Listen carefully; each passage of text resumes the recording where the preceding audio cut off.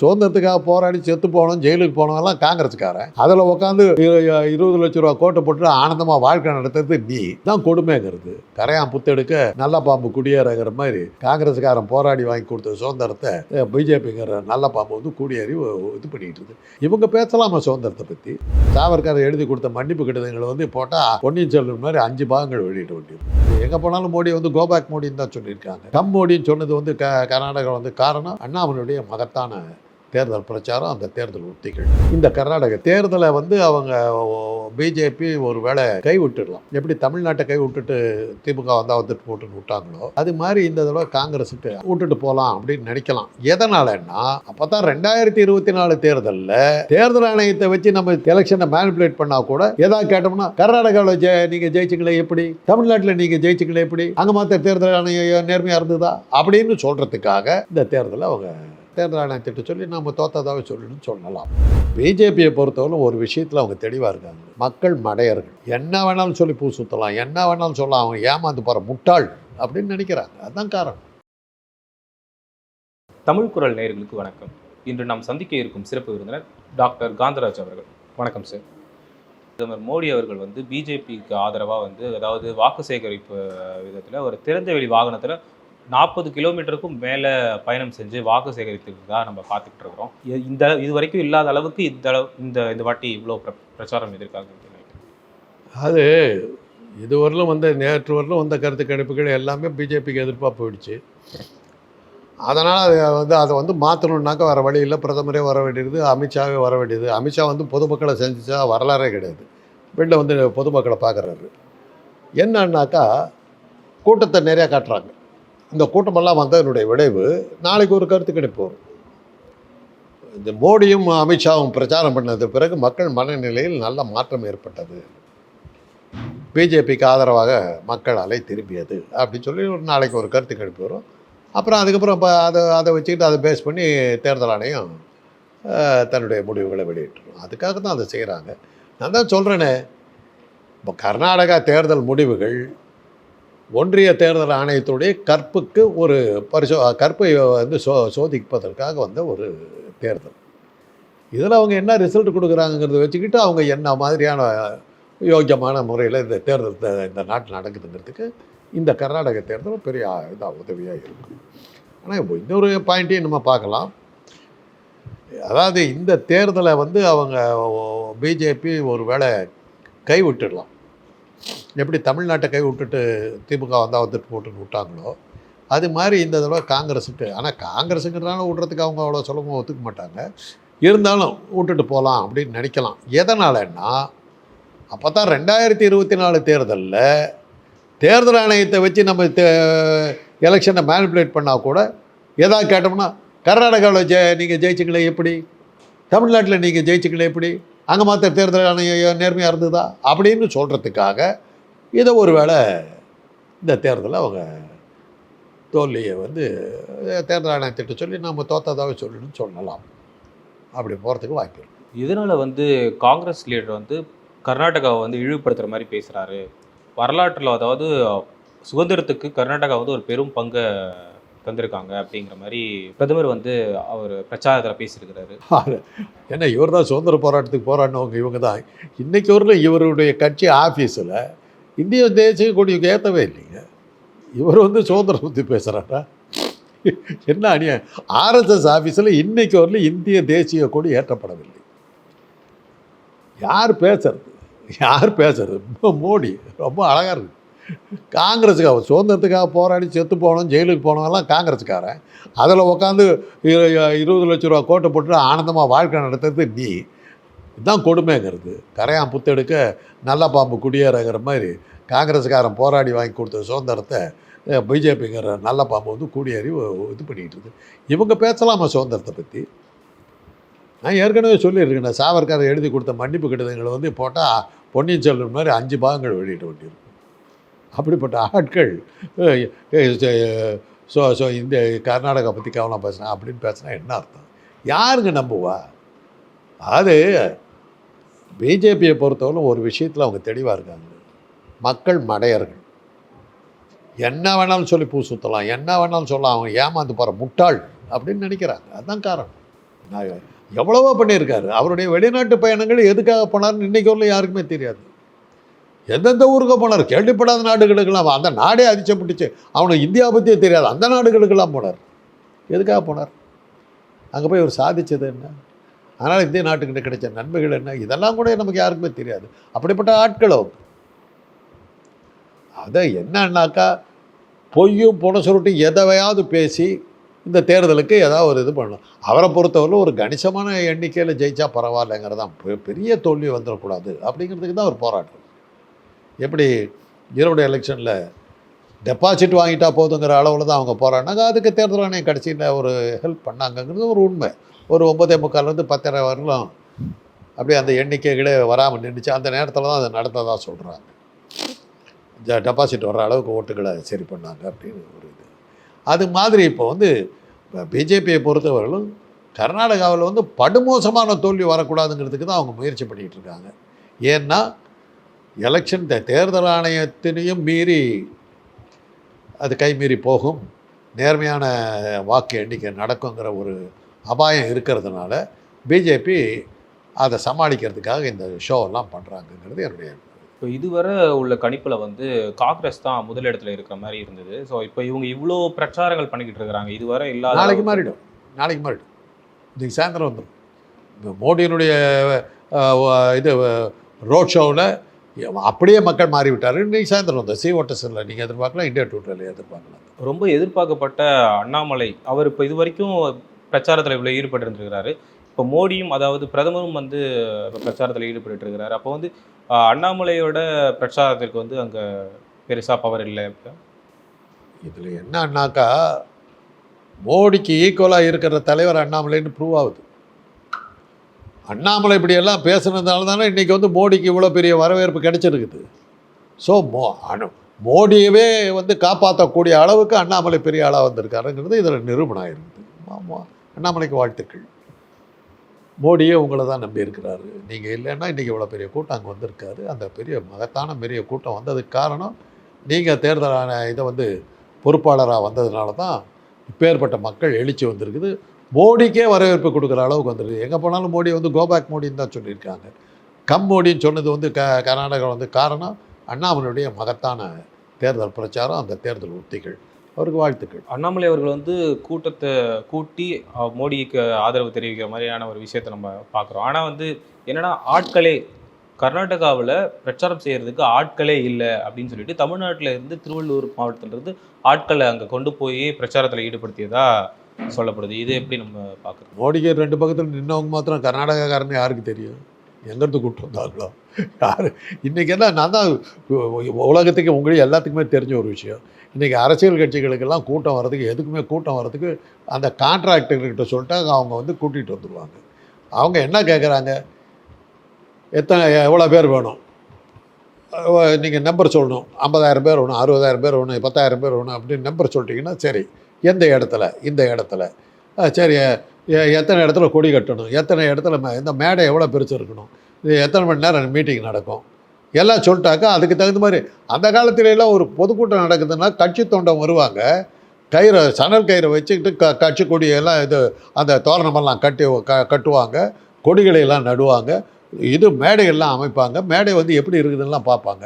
இன்றைக்கி அந்த கான்ட்ராக்டர் வந்தால் லாரியில் வர்றாரு, குச்சம் நடுறாரு, எல்லாம் பண்ணிட்டு சாயந்தரம் ரெடிங்க, ஓகே, அப்போ இத்தனை மணி வரலும் பர்மிஷன்லேருந்து அவங்களே வாங்கிடுறாங்க.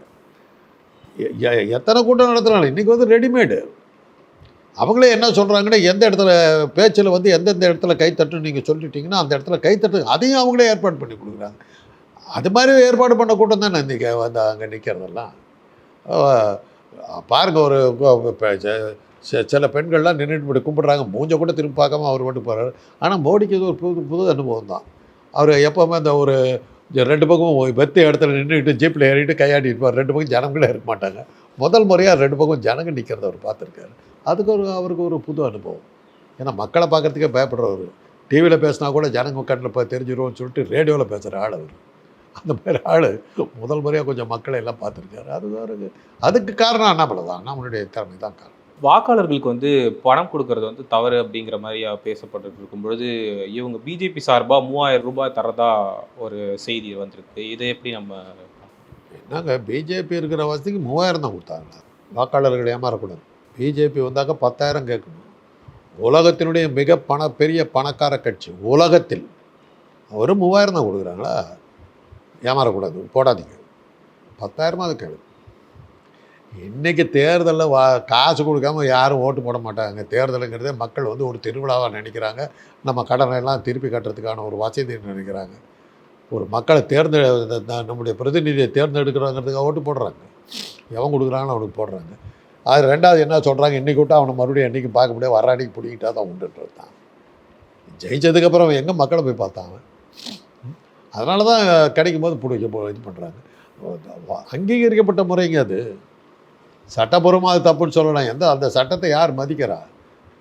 ஒரு தேர்தலில் வந்து வேட்பாளராக நிற்கிறதுக்கு நீங்கள் என்ன கேட்குறீங்க? நான் வந்து எலெக்ஷனில் நிற்கிறேன்னு வந்து கட்சியில் போய் கேட்டாக்கா எவ்வளோ செலவு பண்ணி வந்தானே கேட்குறாங்க.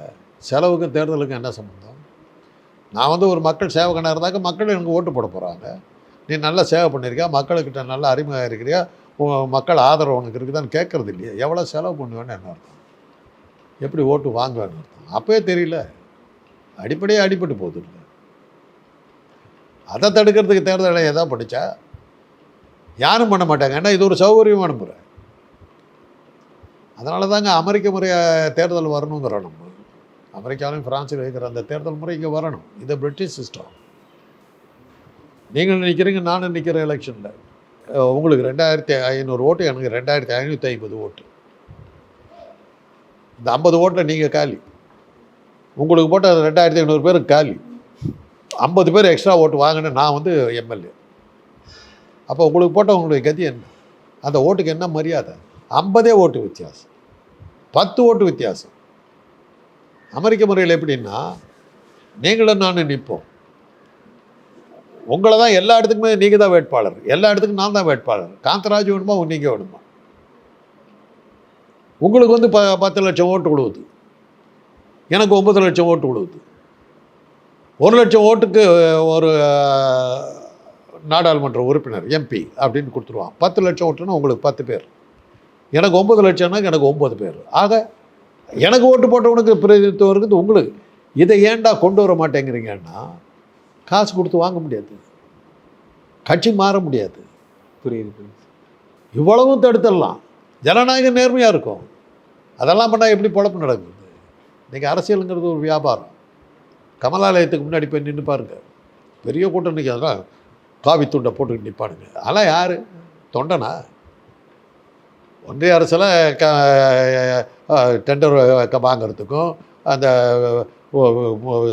வேலை செஞ்சதுக்கான பில்லை கிளியர் பண்ணுறதுக்கும் அதுக்கு வந்து நிற்கிற கூட்டம். அவனையெல்லாம் தொண்டர்னு நினச்சிக்கிறாங்க. போய் பாருங்கள், மிகப்பெரிய கூட்டம் நின்றுட்டு, சின்ன சந்து பயங்கரமாக நிற்கும். அத்தனை பேர் எதுக்காக வந்தோம்?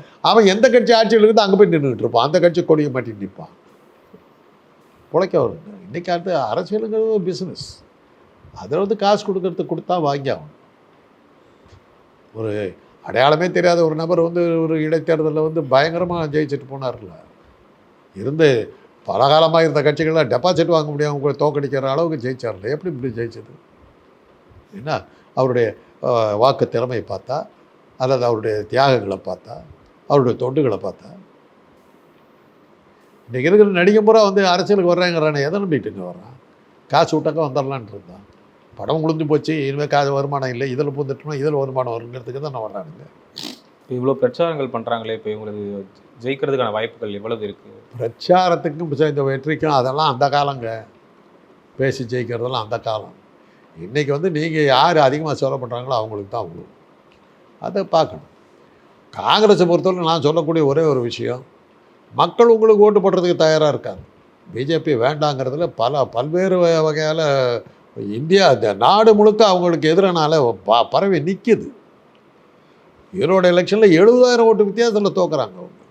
அந்த அளவுக்கு ஒரு கடும் கோபம் மக்கள்கிட்ட இருக்குது. அப்படிப்பட்ட ஒரு சூழ்நிலையில் உனக்கு ஓட்டு போடுறதுக்கு அவங்க தயாராக இருக்காங்க. ஆனால் உன்னுடைய எம்எல்ஏ நீ ஜெயிச்சு வர உன்னுடைய வேட்பாளர்கள் எப்படி இருக்காங்க? போன தடவை நீ தானே ஜெயிச்ச, என்ன ஆன? 6 மாதம் கழித்து கட்சி மாறியாச்சு, போயிட்டேன். உன் ஆள் தான் நாங்கள் வந்து பிஜேபின்ற பேரில் உட்காந்துக்கிட்டு இருந்தான். உன் எம்எல்ஏ தானே உட்காந்துருந்தான். கோவாவில் தானே நடந்தது. உன் எம்எல்ஏ தானே போய் உட்காந்தான். அதனால் ஒன்று ஜெயிச்ச உன்னுடைய ஆட்களை மக்கள் வந்து உன்னை ஜெயிக்க வைக்கிறாங்க, உன்னுடைய ஆட்களை ஏமாத்துறாங்க மக்களை. அதை தடுக்கிறதுக்கு எதாவது வழிப்பார். இன்றைக்கே கடிதம் வாங்கிக்க, நான் என்னுடைய எம்எல்ஏ பதவி ராஜினாமா செய்து சொந்தக்காரர்களை ராஜினாமா செய்துவிட்டு ஒரு லெட்டர் வாங்கி வச்சுக்கோங்க. ஜெயிச்சுட்டு கட்சி மாறினா இந்த லெட்டர் பப்ளிக் பண்ணுங்க, வேலை விட்டு அப்படி பண்ணாலுடைய ஜனநாயகத்தை காப்பாற்ற முடியாது. இது வந்து காங்கிரஸ்காரருக்கு நான் கொடுக்குற ஆலோசனை. இப்போ அமித்ஷாவுடைய தைரியமே என்னன்னா, யார் ஜெயிச்சா என்ன, 6 மாதம் ஒன்று உட்கார வைக்க போகிறேன், அதுக்கப்புறம் வேலை கொடுத்து வாங்கிட போகிறேன், அந்த தைரியத்தில் தான் அவர் இருக்கார். அந்த தைரியத்தில் தான் மோடி போயிட்டுருக்கார். 6 மாதம் கழித்து வாங்கிக்கலாம். போன தடவை அப்படி தானே பண்ணாங்க.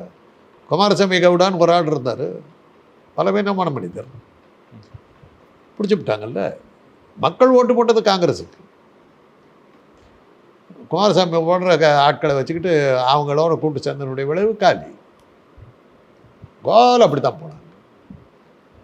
அமித்ஷாவுடைய தைரியம் அதுதான். நீ யார் ஜெயிச்சா எனக்கு என்னாங்க, நான் வேலைக்கு வாங்கிட போகிறேன், அவ்வளோதான். ஆனால் அதை அடித்து நிமித்தி காட்டி விட்டார் நிதிஷ்குமார். இவங்க டெக்னிக்கு அவர் பண்ணார். அதே பீகாரில் 6 மாதம் அவங்கள விட்டுட்டு 6ஆவது மாதம் மொட்டப்பா பார்த்தியா மூளையில் உட்கார வச்சுட்டார். அன்றைக்கி பிஜேபி அங்கே காணாம, நாங்கள் தான் முதல் கட்சி அப்படின்னு சொல்லி அதிகமான இடங்களில் நிற்க வச்சு நிதிஷ்குமாருக்கு ஏதோ நீ இருந்த அப்படின்னு சொல்லி இது முதலமைச்சர் போஸ்ட்டை கொடுத்துட்டு டம்மியாக உட்கார வச்சுட்டு நீ ஆட்டம் போட்டுக்கிட்டு இருந்த. 6 மாதம் வேடிக்கை பார்த்துக்கிட்டே இருந்தார். ஒரு நாள் காலையில் உள்ள வர உன் பதவி போயிடுச்சுன்றார் நிதிஷ். என்ன நேற்றே ராத்திரி எல்லாம் காலி பண்ணிட்டார். அடப்பா எப்படிடா பண்ணு, முடிஞ்சு போச்சு. நிதிஷ்குமார் காட்டிட்டார். இந்த சித்து வேலைகள் பண்ணாலும் ஜனநாயகத்தை காப்பாற்ற முடியும் நிதிஷ்குமார் காட்டியிருக்கார். அதை மைண்டில் வச்சுக்கிட்டு செய்யும். அதை வச்சுக்கிட்டாக்கா ஜனநாயகம் காப்பாற்றப்படும். இப்போ வந்து எல்லையில் இராணுவ வீரர்கள் மரணம், மணிப்பூர் கலவரம், டெல்லியில் குத்துச்சண்டை வீரர்களோட போராட்டம், இந்த மாதிரி விஷயங்கள்லாம் இந்தியாவில் நடந்துட்டு இருக்கும் பொழுது பிரதமர் மோடி அவர்கள் வந்து கர்நாடகாவில் பிரச்சாரம் செஞ்சுட்டு இருக்கிறாரு. ஸோ இப்போ அதை பற்றி பேசாதவர் பிரச்சாரத்தில் வந்து நிறைய விஷயங்களை கர்நாடகாவில் பேசுவது வந்து எப்படி பார்க்குறது? நம்ம ஏங்க அங்கே நடக்கிற எலெக்ஷனுக்கு தாங்க அதெல்லாம் பேசணும். இங்கே அதை பற்றி பேசுவாரா? இப்போ தமிழ்நாட்டுக்கு வரும்போது என்ன பேசுவார்? நமக்கு வேணுங்கிற மாதிரிலாம் கதை விட்டுக்கிட்டு இருப்பார். எந்த ஊருக்கு போகணுமோ அந்த ஊருக்கு தகுந்த மாதிரி தான் பேசுகிறது தான் அது கரெக்டு. டெல்லியில் நடக்கிற ஒரு போராட்டத்தை வந்து இங்கே சொல்லி மாட்டிக்க சொல்கிறீங்களா, இல்லை மணிப்பூரில் நடக்கிறத இங்கே சொல்லி மாட்டிக்க சொல்கிறீங்களா? இவங்களுக்கு எகேன்ஸ்டாக தான் நடந்துகிட்டு இருக்குது அத்தனையும். நாம் இப்போ எதிர்பார்க்குறது நம்ம நாடாளுமன்ற தேர்தல் மட்டும் நம்ம எதிர்பார்க்குறது ஒரு தீவிரவாத தாக்குதல். அதுக்கு தான் கேரளா ஸ்டோரி மாதிரி படங்கள்லாம் எடுத்து விட்ருக்காங்க. தீவிரவாதம் அங்கே பெருசாக நடந்துக்கிட்டு எலெக்ஷனுக்கு முன்னே ஒரு தீவிரவாத தாக்குதல்கள் நம்ம இராணுவ வீரர்கள் ஒரு 50 பேர் செத்து போவாங்க. பார்த்தீங்களா, நாங்கள் கேரளா ஸ்டோரி மாதிரி படமெல்லாம் எடுத்து விட்டோமே, கேட்டிங்களா? இப்போ பார்த்தீங்களா இந்த தீவிரவாதம் இதாச்சு.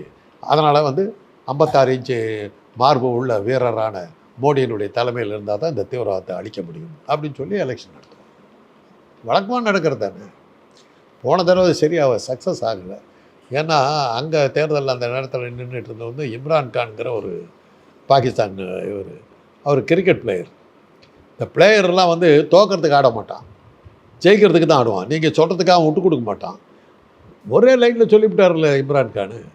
ஏன்னா அங்கே பாகிஸ்தானை இந்தியாவை ஆக்கிரமிக்கும்னு சொல்லி அங்கே பேசுகிறாங்களே அப்படின்னு கேட்டாங்க. இந்தியாவில் எலெக்ஷன் வரும்போதெல்லாம் பாகிஸ்தானை காட்டி தான் அவங்க நிற்பாங்க. அதுக்காக அவர் சொல்லிட்டு இருக்காரு. நாங்கள் அந்த மாதிரி இல்லைன்னு விட்டார். மோடிக்கு வழி இல்லை.